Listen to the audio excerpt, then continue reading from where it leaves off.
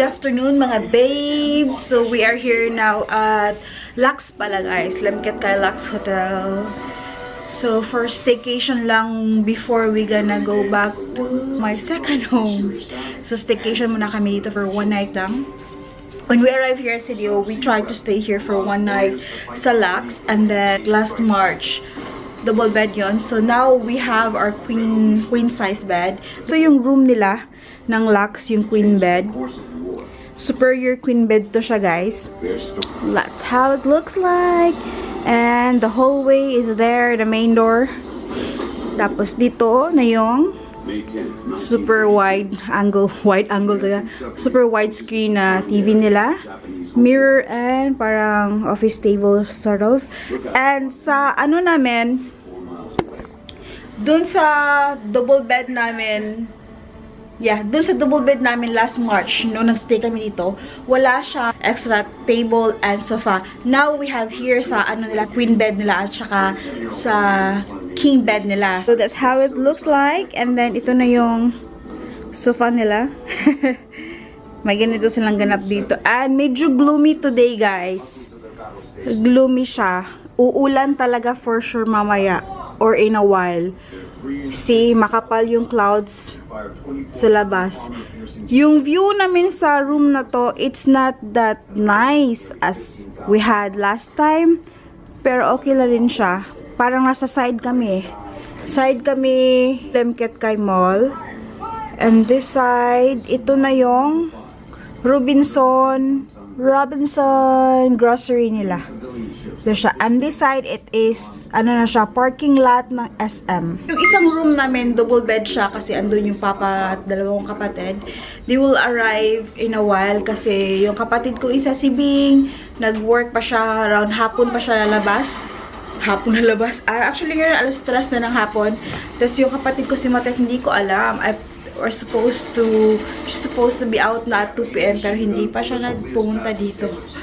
So, actually, she's working here, so which is more fun kasi hindi namin siya naabutan kanina, guys. Naka-out na siya, sayang. So, maybe bukas. So, mabutan namin siya para nakita namin kung ano siya magtrabaho.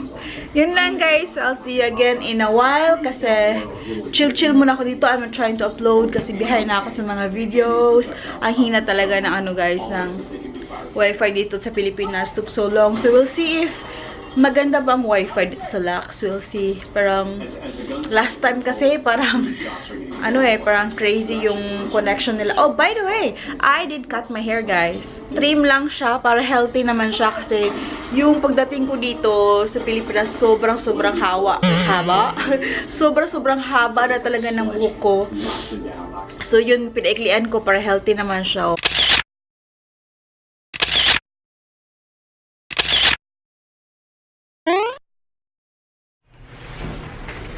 Checking out.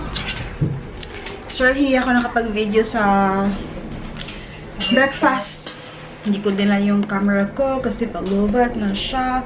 We're checking out and let's check if yung kapatid ko ba yung nasa front desk. Let's bully her. Check out na ko. Wala, doon ka mga friend. You check na lang over there. Strict pa kayo.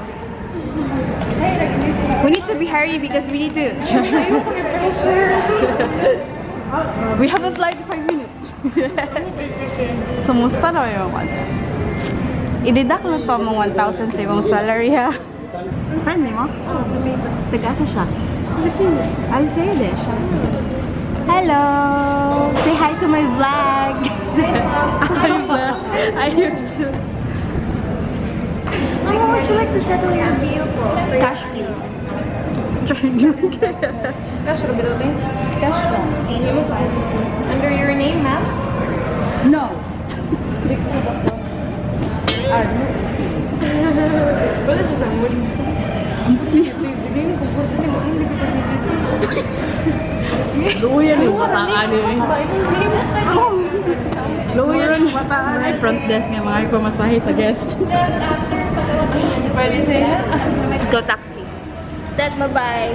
See you later. Bye, girls! Check out na guys. Let's get it! Young, dumb,